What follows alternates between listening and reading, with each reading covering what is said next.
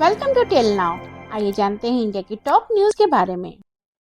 खाड़ी देशों के दो मुख्य देश सऊदी अरब और संयुक्त अरब अमीरात यानी यूएई अब यमन के संघर्ष क्षेत्र में नए विवाद के केंद्र में है। मंगलवार की सुबह सऊदी नेतृत्व वाले गठबंधन ने यमन के महत्वपूर्ण बंदरगाह शहर मुकल्ला पर हवाई हमले किए, जिनके बारे में रियाद का कहना है कि यूएई से आयात किए गए हथियारों और सैन्य उपकरणों को रोकने के लिए था।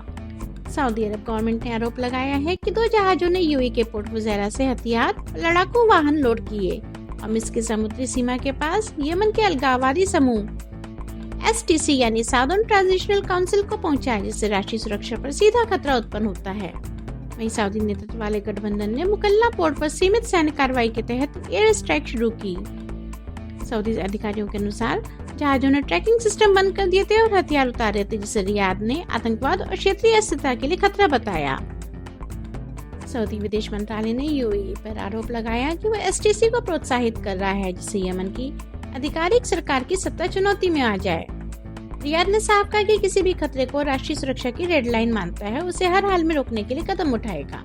वहीं यूनाइटेड अरब अमीरात ने इन आरोपों का खंडन किया है। विदेश मंत्रालय ने कहा कि वो किसी भी यमन की किसी पार्टी को हमले या सीमा जोखिम के लिए निर्देश नहीं दे रहे हैं। उसने इन दावों को गलत बताया। यूएई ने कहा कि उसके भेजे गए उपकरण हथियार नहीं बल्कि उन बलों के लिए वाहनों और सहायता थे जो आतंकवाद के खिलाफ काम कर रहे थे। हमले के बाद यूएई ने घोषणा की कि वो यमन में अपनी बाकी बची सेना और काउंटर टेरर यूनिट्स को पूरी तरह से वापस बुलाएगा। इस घोषणा में कहा गया कि ये फैसला हालिया घटनाओं और पुरुषों की सुरक्षा को ध्यान में रखते हुए लिया गया और इस की पहल है। यमन के राष्ट्रपति नेतृत्व परिषद पीएलसी के प्रमुख रशाद अली आलमी ने यूएई को 24 घंटे के अंदर यमन से सेना हटाने का आदेश दिया। साथ ही देश में इमरजेंसी की घोषणा भी की। यमन के अंतर्राष्ट्रीय हवाई अड्डे पर उड़ानें प्रभावित रूप से रोक दी गयी, जिससे नागरिक और हवाई यात्रा प्रभावित हुई है।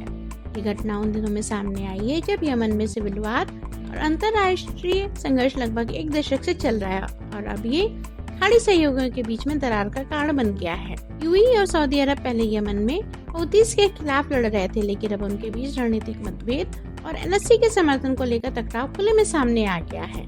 स्थिति अभी भी तनावपूर्ण है। अंतर्राष्ट्रीय समुदाय, जिसमें संयुक्त राष्ट्र और अमेरिका भी शामिल है, ने तनाव को कम करने और कूटनीतिक समाधान की अपील की है, ताकि यमन में एक स्थिर और शांतिपूर्ण भविष्य की राह बनाई जा सके।